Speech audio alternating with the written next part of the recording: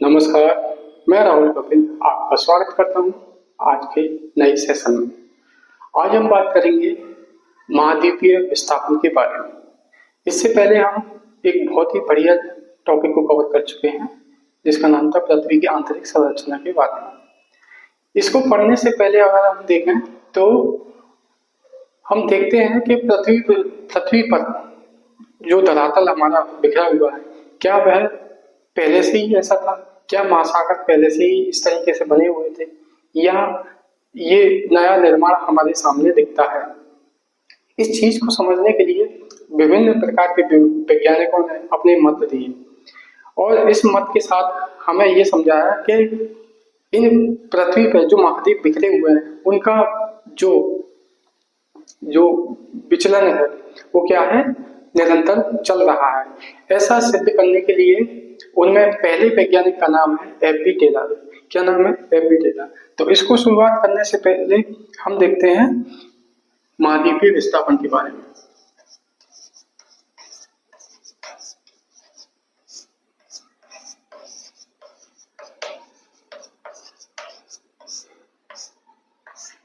इसके सिद्धांत को देने के लिए अगर हम देखते हैं तो पहला जो सिद्धांत दिया है वो है एफ.बी. टेलर ने। किसने दिया? एफ.बी. टेलर। एफ.बी. टेलर कहते हैं कि जो महाद्वीप है वो क्या है, निरंतर चल रहे हैं। क्या चल रहे हैं? निरंतर चल रहे हैं। तो एफ.बी. टेलर का सिद्धांत को देखने से पहले अगर हम एक बार पृथ्वी पर देखें तो पृथ्वी जो है दो पार्ट में डिवाइडेड है। अगर पृथ्वी को देखें, पृथ्वी क्या है, दो पार्ट में डिवाइडेड है। पहला है महासागर, ठीक है, दूसरा है स्थलमंडल। स्थलीय जो भाग है, कौन सा है? स्थलीय भाग, यानी कि जिसको महाद्वीप कहा जाता है। जो महासागर है उसका जो परसेंटेज है देखें तो 70.8% है और स्थल का जो भाग है वो कितना है? 29.8% है। तो पृथ्वी जो है दो पार्ट में डिवाइड है और दो पार्ट में डिवाइड होने के साथ साथ क्या है, वो अपना एक परसेंटेज के हिसाब से एक हिस्सा रखती है। तो इस स्थल को अगर हम देखें तो स्थल भी दो पार्ट में डिवाइड है। अगर पृथ्वी को इस तरीके से देखा जाए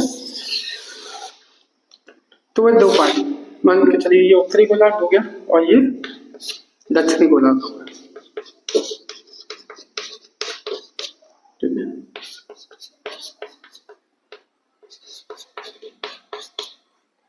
तो उत्तरी गोलार्ध और दक्षिणी गोलार्ध दो पार्ट में हमारा स्थलमंडल डिवाइड है, ठीक है। अब इसको सिद्धांत को प्रूव करने के लिए एफ.बी. टेलर ने कहा कि यह महासागर जो है चल रहे हैं। तो कैसे चल रहे हैं? क्या ये निरंतर गति कर रहे हैं या किसी तरीके से इस पे कोई बल कार्य कर रहा है या कोई ऐसी घटना हो रही है पृथ्वी के अंदर जो इसको निरंतर गतिमान बना रही है? क्या ये अभी भी चल रहे हैं या चलना इनका रुक गया है? तो इसको समझने के लिए हमें एफ.बी. टेलर ने बताया कि पृथ्वी जो है कई टुकड़ों में बटी हुई है। पृथ्वी क्या है? कई टुकड़ों में बटी हुई। तो पृथ्वी जब कई टुकड़ों में बटी हुई है तो इससे पहले अगर हम देखें तो पृथ्वी की संरचना के बारे में देखते हैं। तो पृथ्वी क्या है? ऊपर का जो भाग है वो कौन सा भाग है? वो क्रस्ट है। कौन सा है? क्रस्ट। ऊपर कौन सा भाग है? क्रस्ट है। और अंदर का जो पार्ट वो है मेंटल, ठीक है। और अंदर जाते हैं तो वो क्या है? कोर, ठीक है। इस पार्ट में भी क्या है, जो पहला है वो क्या है? सियाल है, सियाल है। और दूसरा है सीमा और तीसरा है निफिल। सियाल, सीमा और निफिल, तो इन पदार्थों से ये बना हुआ है। तो एफ.बी. टेलर का कहना था कि जो सीमा वाला पार्ट है वो पार्ट क्या है? दुर्बलता मंडल है। कौन सा मंडल है? दुर्बलता मंडल।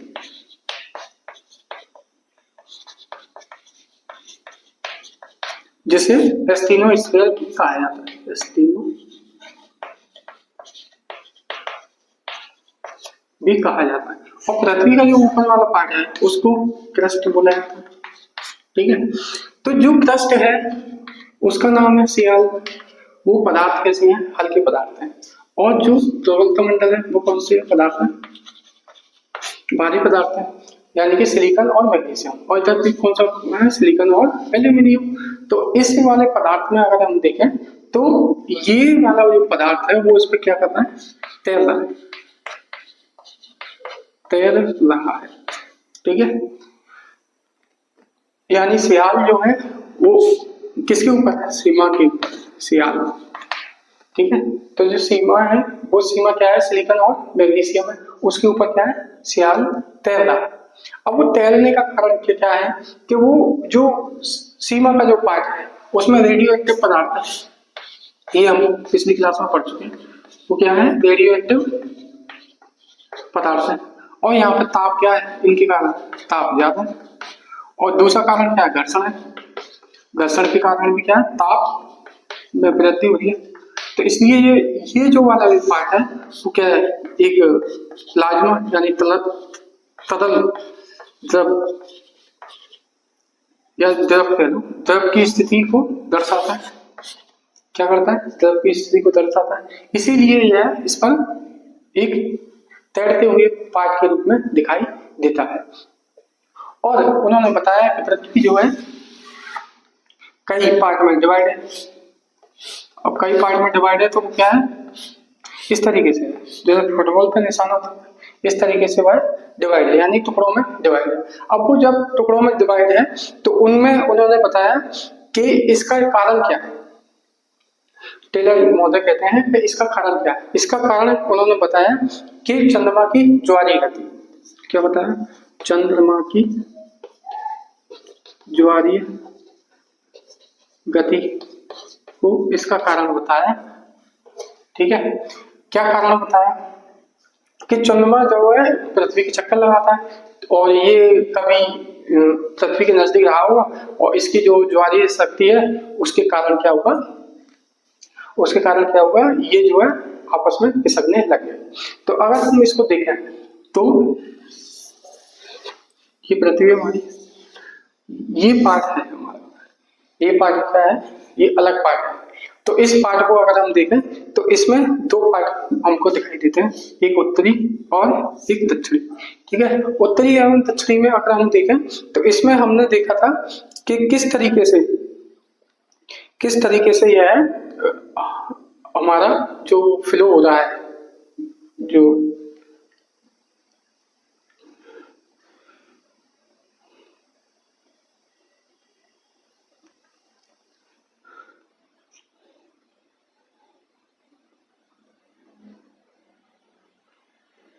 ठीक है, तो उन्होंने बताया कि किस तरीके से यह डिवाइड हुआ, किस तरीके से यह डिवाइड। तो वो कहते हैं चंद्रमा की ज्वारीय गति यानी कि आकर्षण शक्ति के कारण क्या हो रहा है कि ये जो है जो पार्ट है हमारा कौन सा? स्तरीय भाग, वो क्या है? तैर रहा है किस पर तैरता है? सीमा पर तैरता है, यानी कि सिलिकॉन और मैग्नीशियम पर। तो अब ये सिद्धांत जो है किसने दिया? एफ बी टेलर ने दिया। किसने दिया? एफ बी टेलर ने दिया। और ये देने का जो सन था कौन सा था? 1908 में इन्होंने इसको दिया और 1910 के लगभग का इस सिद्धांत का क्या हुआ? प्रकाशन हुआ। ठीक है, तो जब हम इसके बारे में पृथ्वी पर जो पार्ट है वो क्या है? दो पार्ट में डिवाइड है। तो दो पार्ट में क्या है? एक उत्तरी गोलार्ध है और एक दक्षिणी गोलार्ध है। और ये पार्ट कौन सा है? स्थलीय भाग है। स्थलीय भाग है। ये स्थलीय भाग किस पर तैर रहा है? पृथ्वी पर जो सीमा, जो नीचे जो पार्ट है उसको तैर रहा है। ये कौन कह रहा है? एफ बी टेलर कह रहे हैं। तो एफ बी टेलर ये तो बता पाए कि इस पे तैर रहा है, क्यों तैर रहा है ये नहीं बता पाए। क्या चंद्रमा की ज्वारीय शक्ति और आकर्षण शक्ति के कारण ही ये तैरता है? बाद में ये आकर्षण शक्ति क्या ये काम नहीं करी? मतलब अभी भी तो चंद्रमा है, तो चंद्रमा अब है तो अब ऐसा क्यों नहीं होना है? इसलिए इनकी आलोचना में हम लिखेंगे इनकी आलोचना इसी के आधार पर हमने देखी कि यह इस सिद्धांत को प्रतिपादित नहीं कर पाए और इस सिद्धांत को नहीं माना गया, मगर आगे जाके इनसे थोड़ी बहुत मदद ली गई और उस मदद में यह बहुत ही कारगर साबित हुए। इसके बाद जब बात आती है वो बात आती है हमारी नेक्स्ट सिद्धांत है,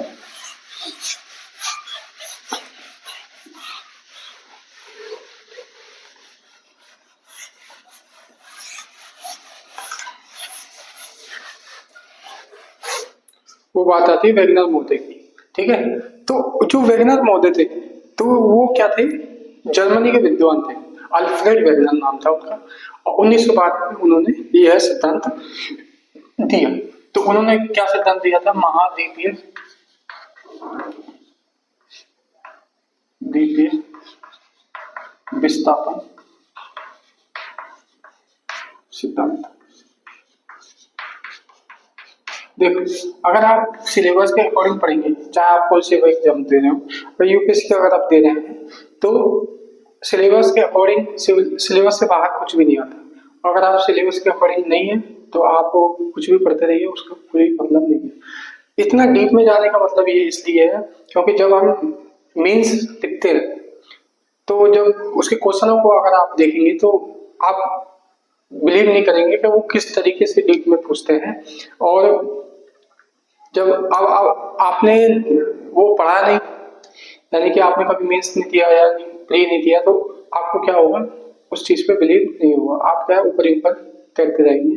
जैसे और एग्जाम होते हैं वैसे एग्जाम नहीं होता यूपीएससी। यूपीएससी जो है क्या बोलते हैं उसको, बाल की खाल निकलता है।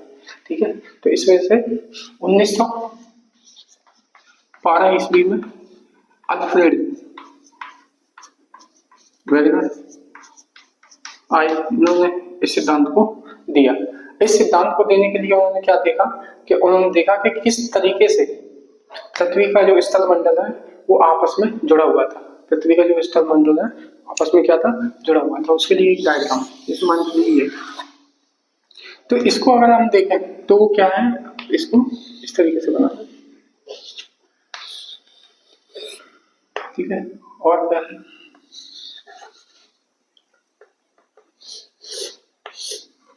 ये था दक्षिणी ध्रुव और इधर है हमारा उत्तरी ध्रुव। अगर इसको देखा जाए तो इस तरीके से ये हमारा क्या है, ये हमारा विषुवत रेखा, इसको मान सकते विषुवत रेखा। इसमें जो पार्ट था वो कौन सा था, लारेशिया, और लारेशिया ही क्या है, लारेशिया अंगारा, लारेशिया पार्ट, और इधर क्या था, अंगारा। ठीक है, लारेशिया और अंगारा। इधर जो पार्ट था वो कौन था, तेतीस सागर, कौन सा, तेतीस सागर। अगर हम इसको एक सीरीज वाइज की तरफ देखें तो हम देखते हैं कि उनका कहना था कार्बोनिफेरस युग। इससे पहले हम एक पृथ्वी का जो भौगोलिक इतिहास है उसके बारे में भी हम बता चुके हैं।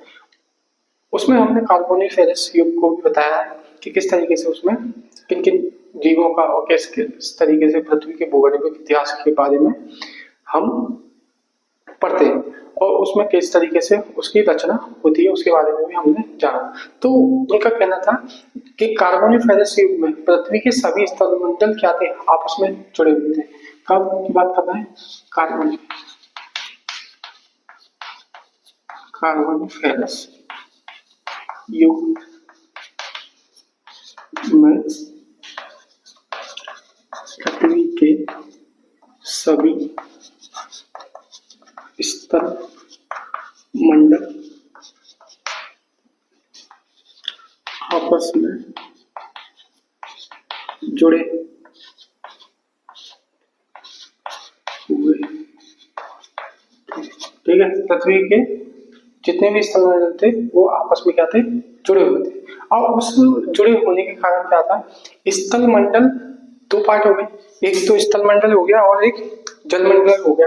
तो जो स्थल मंडल था, मान लीजिए ये स्थल मंडल, तो स्थलमंडल एक सिंगल पार्ट हो गया, दूसरा पार्ट क्या हो गया, जलमंडल हो गया। तो जल स्थलमंडल क्या था, वो हमारा महाद्वीप था, महाद्वीप। और ये क्या था, महासागर था।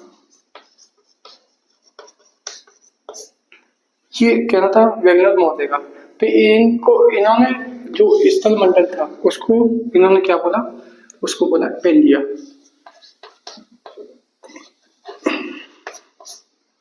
पेंजिया बोला, और इसको बोला पेंथलासा।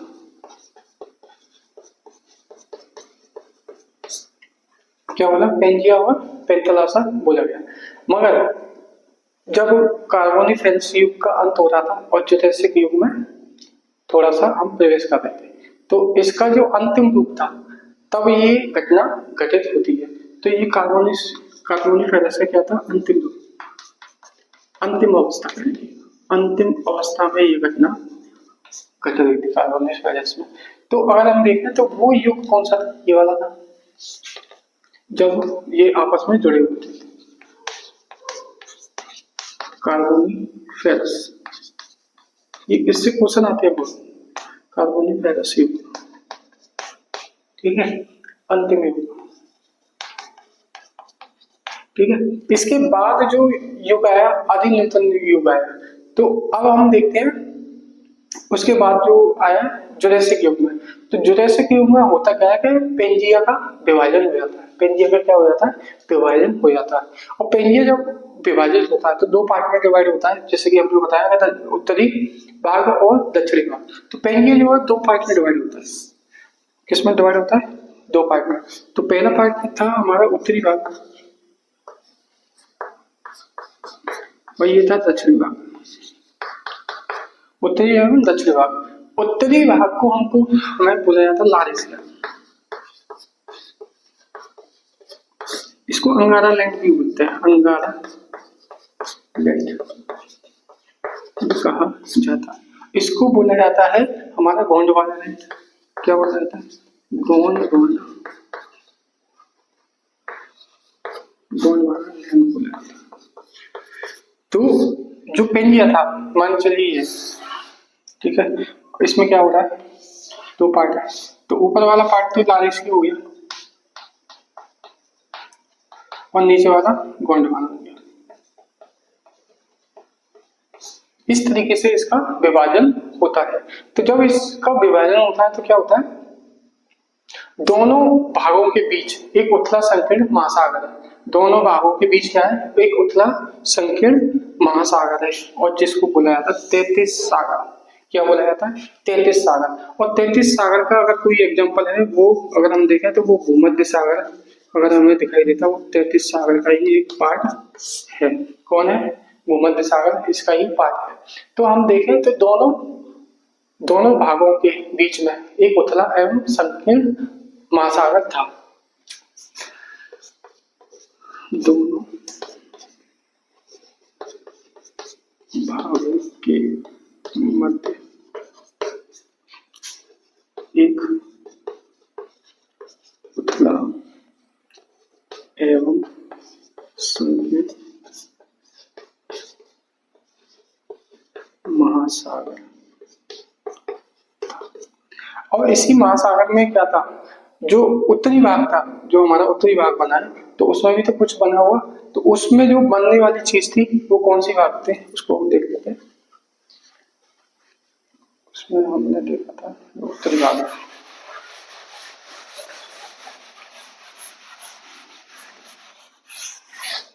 उत्तरी भाग में हम देखते हैं ये स्थलमंडल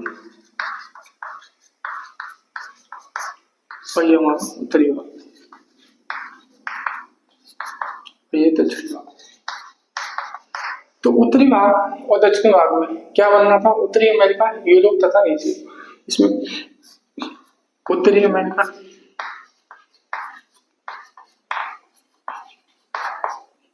यूरोप, कौन कौन से महाद्वीप बने इसमें, और अमेरिका इसमें बना। ये वैगनर के अनुसार डिसाइड किया गया।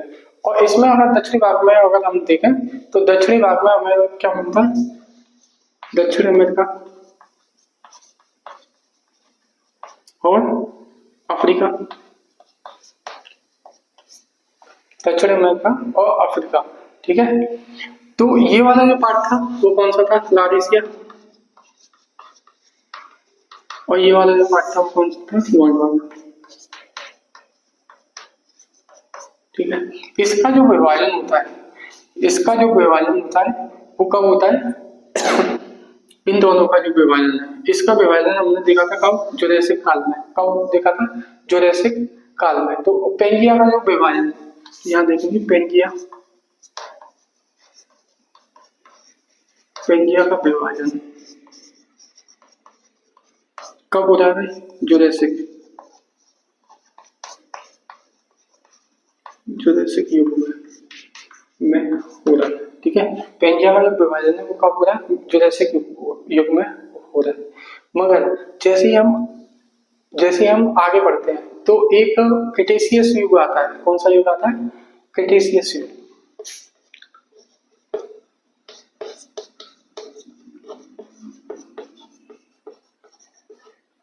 क्रिटेशियस युग में क्या होता है, गोंडवाना का विभाजन होता है। किसका होता है, गोंडवाना का विभाजन होता है। और गोंडवाना का विभाजन होने से हमको क्या प्राप्त होता है, दक्षिण अमेरिका, अफ्रीका और प्रायद्वीपीय भारत। इसके विभाजन से क्या मिलता है, दक्षिण अमेरिका, ये वाला पार्ट, दक्षिण अमेरिका, अफ्रीका और प्रायद्वीप भारत, इनका विभाजन होता है। अब इनके विभाजन से क्या है, तो वो क्या है, और भी महाद्वीप थे उनका भी निर्माण होता। और क्या था, ऑस्ट्रेलिया का निर्माण होता, ऑस्ट्रेलिया का निर्माण होता है। तो वैगनर कह रहे हैं कि पहले क्या था, एक सिंगल पार्ट था, और सिंगल पार्ट के बाद क्या होता है कि इनका विभाजन होता है। किसका, पेंजिया और पेंजिया का, और पेंजिया दो पार्ट में डिवाइड हो जाता है, लारेशिया और गोंडवाना। गोंडवाना का, अब इनका जो विभाजन होता है, लारेशिया का होता है दक्षिण उत्तरी अमेरिका, यूरोप और अमेरिका, और इसका विभाजन होता है दक्षिण अमेरिका, अफ्रीका, प्रायद्वीप भारत, ऑस्ट्रेलिया का निर्माण होता है। और मेडागास्कर भी है इसमें, मेडागास्कर, मेडागास्कर का भी इसमें निर्माण होता है। ठीक है, दोनों अमेरिका के पश्चिम में विस्थापित होने के कारण, दोनों अमेरिका क्या होते हैं, पश्चिम में विस्थापित होते हैं, और उससे क्या होता है, अटलांटिक महासागर का निर्माण होता है। तो अगर हम इसके काल को देखें, इसके काल को और देख लेते हैं कि ये किस किस तरीके से इनका निर्माण हुआ है। तो इसको देखें तो नेक्स्ट बनाते हैं हम दूसरा वाला। ये पृथ्वी हमारी थोड़ी वैसी बन गई मगर है ऐसी। ठीक है, तो अब ये इसमें ये काल चलता है हमारा आदि नूतन। कौन सा काल है ये, आदि नूतन काल है। ठीक है, इस काल में क्या हो रहा है भाई, इस काल में थोड़ा सा विभाजन होने लग गया। तो जो पार्ट था वो क्या है, ब्रेक हो गया। तो ब्रेक होने के बाद तो वह टुकड़ों में विभाजित होने लग गया, और उस टुकड़ों के विभाजन से ही हमारे क्या हुए, महाद्वीप बने। तो ये वाला पार्ट था वो कौन सा था, दक्षिणी ध्रुव था, और ये वाला जो पार्ट था वो कौन सा था, उत्तरी ध्रुव। ठीक है, और ये हमारे क्या है, विषुवत मान के चलिए। ठीक है, इस तरीके से हमारे महाद्वीपों का विभाजन हो रहा था। तो अब इसके बाद जो आया वो क्या आया, अत्यंत न्यूटन पार्ट आया। कौन सा पार्ट आया, अत्यंत न्यूटन युग, यानी वो वाला काल आया अत्यंत न्यूटन युग आया। तो इसमें क्या है, इसमें सारे जो महाद्वीप थे वो अपना रूप बना चुके थे। तो इसमें क्या था, जो हमारा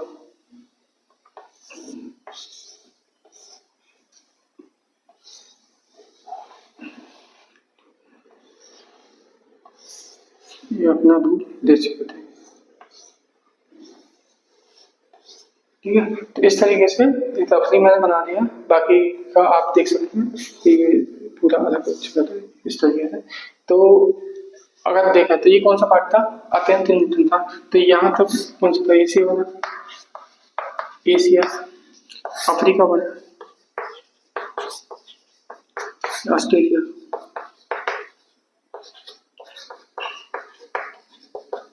उत्तरी एवं दक्षिणी अमेरिका, उत्तरी अमेरिका एवं दक्षिणी अमेरिका।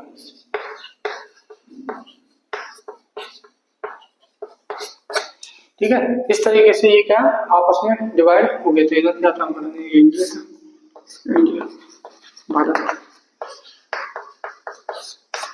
तो ये आपस में डिवाइड हो गए थे।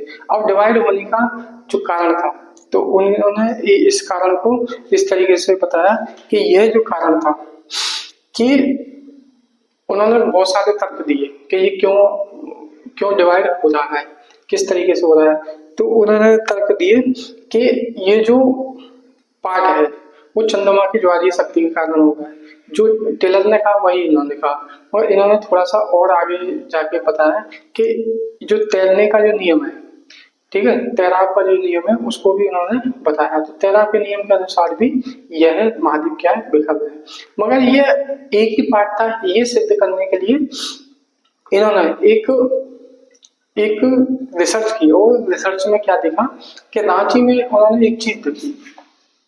रांची कहाँ पर है भाई, भारत में, ये कहाँ पर है, भारत में। तो भारत में उन्होंने क्या देखा, कोयले के बारे में जाना।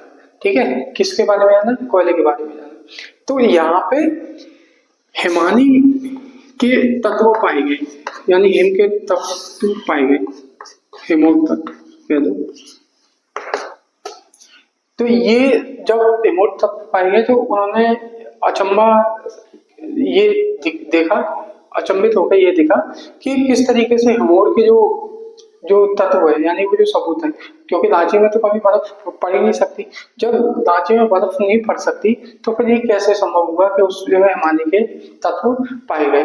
तो उस तत्व को संज्ञान में लेकर उन्होंने क्या देखा कि यह पार्ट कभी ना कभी क्या है, किसी से जुड़ा हुआ, ऐसी जगह हुआ कि जिस जगह बर्फबारी होती है। फिर उन्होंने क्या देखा कि वह अफ्रीका से उन्होंने मिलान किया। अफ्रीका में उन्होंने क्या देखा, वो कहाँ गए भाई, रांची से कहाँ गए, अफ्रीका। तो अफ्रीका में वो ये कह रहे हैं कि किस तरीके से वहां की जो वनस्पति अफ्रीका की जो वनस्पति है वो मैच खा रही है। अफ्रीका की जो वनस्पति किससे मैच खा रही है, भारत से मैच खा रही है। तो कहीं ना कहीं क्या है कि ये कॉन्टिनेंटल जो है, यानी कि जो महाद्वीप है, वो क्या है, आपस में जुड़े हुए होंगे कहीं ना कहीं। तो जुड़े हुए होंगे तो इसीलिए इनकी वनस्पति है एवं इनके जीवाश्मों में क्या है, समानता पाई गई। और इस आधार पर उन्होंने कहा कि इनका विस्तार हुआ है और ये पहले कभी आपस में जुड़े हुए होंगे। ठीक है, तो अब इसके बारे में अगर हम देखें तो इनका प्रमाण क्या है उसके बारे में हम जानकारी लेंगे कि विस्थापन का जो प्रमाण था वो क्या है। मेरा कहना है कि ये कभी ना कभी क्या है, आपस में जुड़े होंगे। और जुड़े होने का कारण उन्होंने बताया कि वनस्पतियों में समानता और क्या बताया, उनके जीवाश्मों में समानता पाई गई। और वनस्पति एवं जीवाश्मों में जब समानता पाई गई तो उन्होंने एक चीज और देखी, उन्होंने देखा, अगर हम इस डायग्राम के माध्यम से देखें,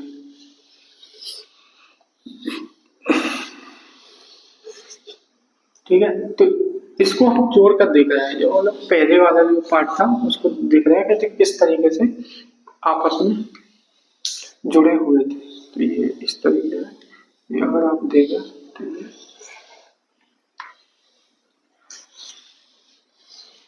इस तरीके से रफली है, जो ये आपस में जुड़े हुए थे वो वाला पार्ट में बता दो।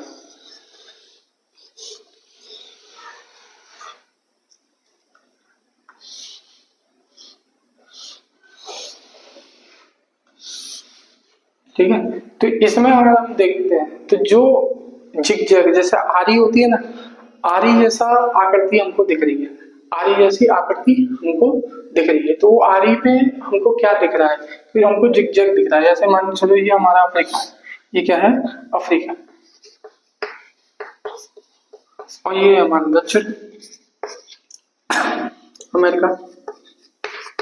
अफ्रीका और दक्षिण अमेरिका का हमने एक चीज देखा कि ये वाला जो पार्ट है, ये वाला जो पार्ट है और ये वाला पार्ट है, तो इन दोनों जगह पे क्या सोने के क्या है अवशेष प्राप्त हुए।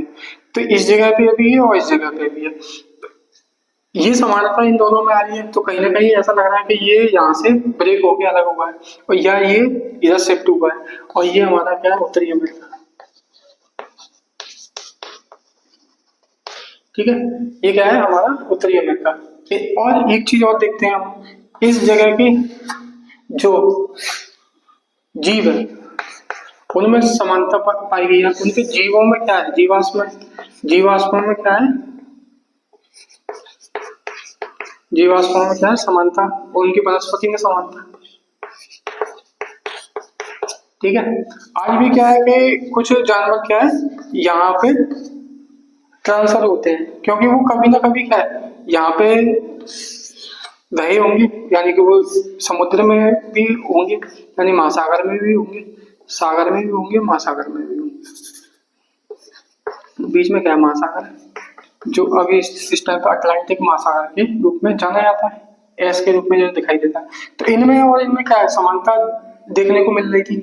और ये जीव आज भी क्या है यहाँ पे ट्रांसफर होते हैं। ऐसा क्यों होता है कि इनको लगता है कि हमारे जो पूर्वज थे वो इधर की तरफ जाते थे, क्या होते थे वो इधर की तरफ जाते थे, और वो इसी कारण क्या है सुसाइड कर लेते थे, सुसाइड बोले तो मर जाते। उनको नहीं पता, उनको तो ये पता है कि वो यहाँ से यहाँ तक ट्रेवल करते थे, यहाँ से यहाँ तक ट्रेवल करते थे।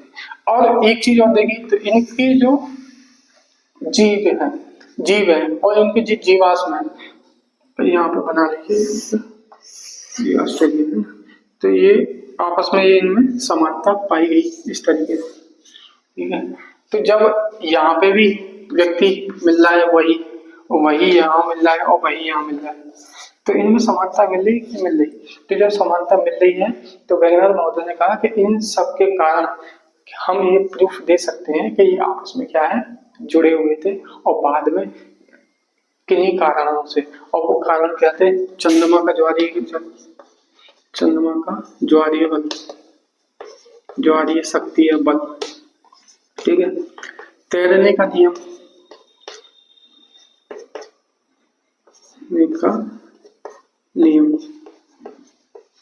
ठीक है, ये सब या फोर्स ऑफ बायन्सी कहते हैं इसको, फोर्स ऑफ बायन्सी। ठीक है, तो तैरने का नियम और चंद्रमा का ज्वारीय बल, जिसमें कि इसमें ये इनका नहीं माना गया। ठीक है, एपी टेलर के अनुसार भी यही हुआ था और इन्होंने भी यही बोला था, तो इसलिए इसको भी सिद्धांत को क्या किया, नकार दिया गया, इस सिद्धांत को नकार दिया गया था। ठीक है, और इसका निकालने का बहुत सारे कारण थे। इन्होंने ये जो दिया था वो 1912 ईस्वी में दिया था। 1912 ईस्वी में अगर हम देखें तो 1914 में प्रथम विश्व युद्ध चल रहा है। कौन सा है, प्रथम विश्व युद्ध चल रहा है। अब विश्व युद्ध क्या है, लोग क्या है इसमें लगे हुए हैं विश्व युद्ध में, तो ज्यादा ध्यान इनके ऊपर नहीं दिया गया, और ज्यादा ध्यान न देने के कारण क्या हुआ, इनको क्या है क्या बोलते हैं उसको पेंडिंग में डाल दिया गया। अब पेंडिंग में तो ये चले गए, मगर ये बहुत बड़ा काम करके गए, बहुत बड़ा काम करके क्या गए, इन्होंने एक थ्योरी दी, वो थी पर्वतों के निर्माण की, और टेलर ने भी यही थ्योरी दी पर्वतों के निर्माण की। क्योंकि जब हम देखते हैं तो यहाँ पे हम देखते हैं तो यहाँ पे हमको क्या मिलता है, अल्पस मिलता है, रॉकीज एंडीज मिलते हैं, ठीक है, और हिमालय भी मिलते हैं। तो ये इनका जब निर्माण हो रहा था, तो इनका निर्माण होने का कारण इन्होंने क्या बताया कि जो रॉकी पर्वत है, रॉकी है, एंडीज है, ठीक है, हिमालय, ठीक है, रॉकीज, एंडीज और हिमालय और अल्पस, इन पर्वतों के निर्माण का जो कारण था वो क्या था, महाद्वीपों का विस्थापन, यानी उनका खिसकना था। और उनका खिसकने का कारण क्या था, जैसे मान चलिए कोई आप मिट्टी लीजिए, मान चलिए यहाँ मिट्टी है, ठीक है, बचपन में खेलते थे ना, इस तरीके से मिट्टी ले ली, इस तरीके से मिट्टी। अब उस मिट्टी को क्या करना है, उसको खिसकाना है। तो जब आप उसको खिसकाएंगे तो वो क्या करेगा, यहाँ पे फोल्ड हो जाएगी, ऊपर की तरफ उठेगी। जब ऊपर की तरफ उठेगी तो क्या होगा, एक संरचना बनेगी। क्या बनेगी, एक संरचना बनेगी, उठी हुई संरचना, जो पर्वत निर्माण की बिल्कुल जैसी है। और ऐसे ही महाद्वीप टकराए, जो महाद्वीप जो है किसके, तो क्या हुआ, वो जो जिस जगह पे वो किसके थे, उस जगह क्या उतरा हुआ एक स्थान होगा। उस उतरे हुए स्थान पर क्या हुआ कि जैसे वो टकराए, वो क्या है ऊपर उठने लग गई। ठीक है, अब विस्थापन के रूप में अगर हम प्रमाण देखें तो क्या प्रमाण है, उसको भी तो देखना पड़ेगा कि विस्थापन का क्या प्रमाण था कि वो किसका है। तो हम देखेंगे विस्थापन प्रमाण।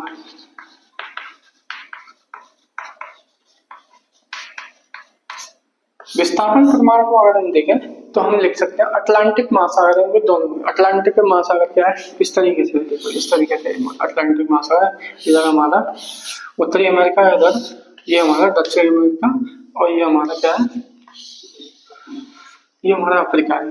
तो अटलांटिक महासागर में हमने देखा, क्या देखा, दोनों तटों की चट्टानों की संरचना, दोनों तटों की चट्टानों की जो संरचना है वो क्या है, उनकी जो आयु है वो एक ही युग की है। अब हम इसमें लिख सकते हैं दोनों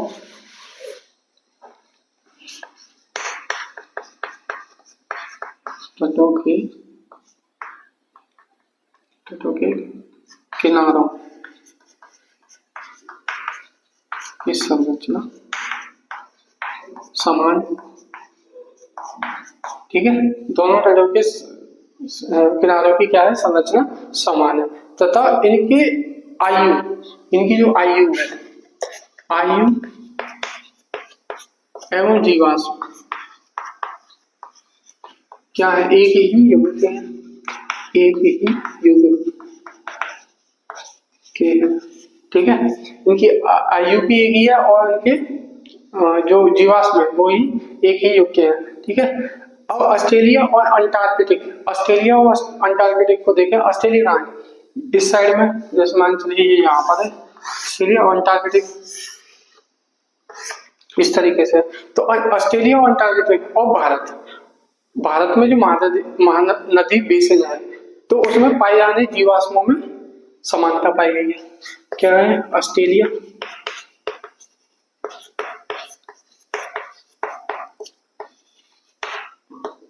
अंटार्कटिक और भारत, भारत में क्या है, महानदी बेसिन,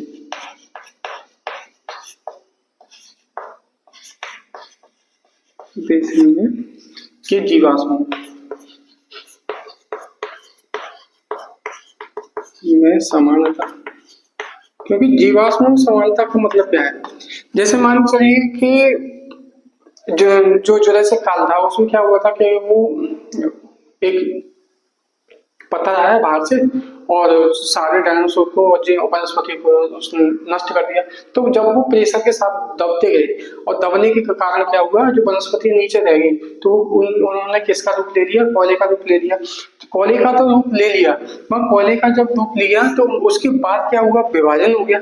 और जब विभाजन हो गया, जैसे मान चलिए केक है, किसी का बर्थडे है, तो बर्थडे में क्या होता है, सारा केक एक जगह आता है। तो एक जगह जब केक आएगा तो क्या होगा, तो वो कटेगा, केक कटेगा तो सब में बटेगा। तो जब सब में बढ़ता है तो सब में क्या, मान लीजिए किसी पर चॉकलेट चलेगी, किसी पर, ऐसा तो नहीं होता। सामान जो लेयर होगी वो क्या है, ट्रांसफर होगी। मान इधर चॉकलेट है, उधर भी चॉकलेट है, इधर भी चॉकलेट है, तो वो चॉकलेट क्या है, चारों तरफ क्या है, डिवाइड हो जाएगी। जब डिवाइड हो जाएगी तो डिवाइड होने के बाद क्या होगा कि वह डिस्ट्रीब्यूट हो जाएगी। ठीक है, अब हम देखते हैं कार्बोनिफेरस का जो कोयला था वो उत्तरी यूरोप और पिछोरा बेसिन और साइबेरिया के उन भागों में पाया जाता है जो कभी बर्फ से ढके रहते हैं। अब जहां बर्फ से वो ढके रहते हैं तो भाई वहां तो वनस्पति नहीं हो सकती, यानी कि वो पार्ट जो उत्तरी यूरोप है और पिछोरा बेसिन है और साइबेरिया है। उत्तरी यूरोप पिछोरा बेसिन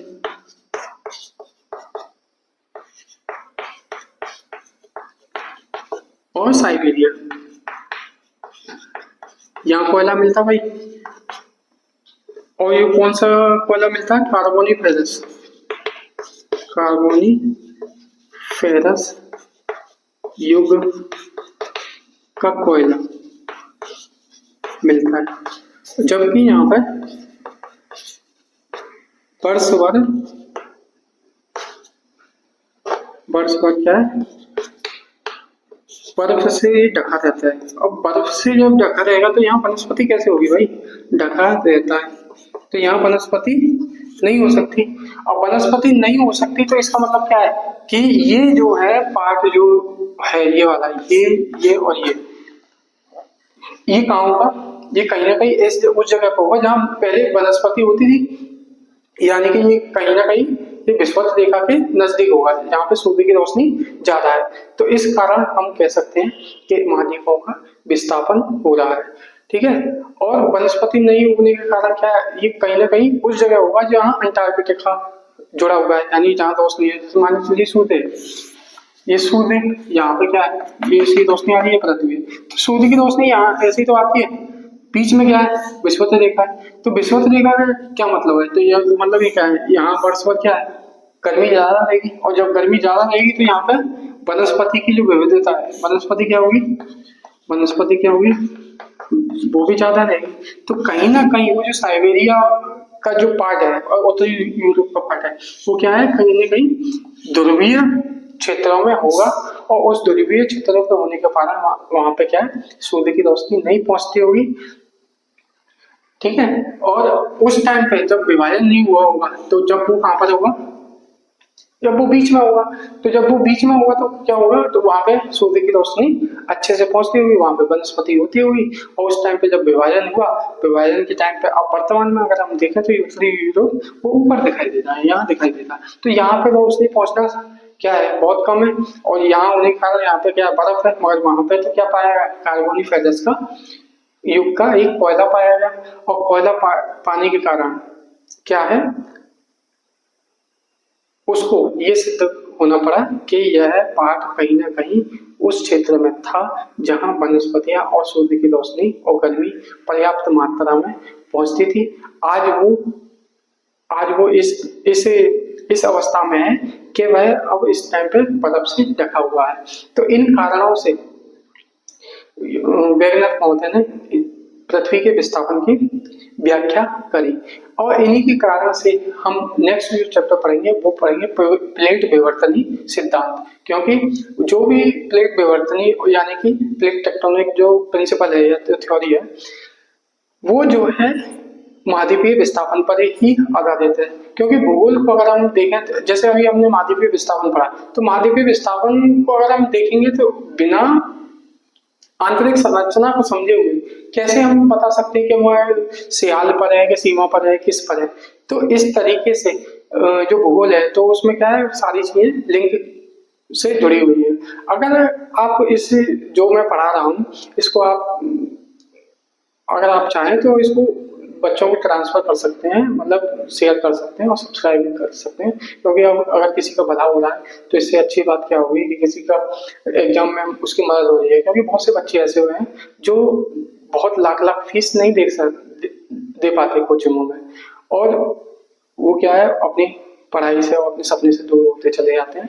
तो इसलिए मैं समझता हूँ कि सही गाइडलाइन होना बहुत जरूरी है। एजुकेशन और सिलेबस तो मैंडेटरी है ही है, मतलब जरूरी है ही है, मगर उसके साथ एक गाइडलाइन अगर किसी बच्चे को मिल जाए तो वो बहुत अच्छी बात है।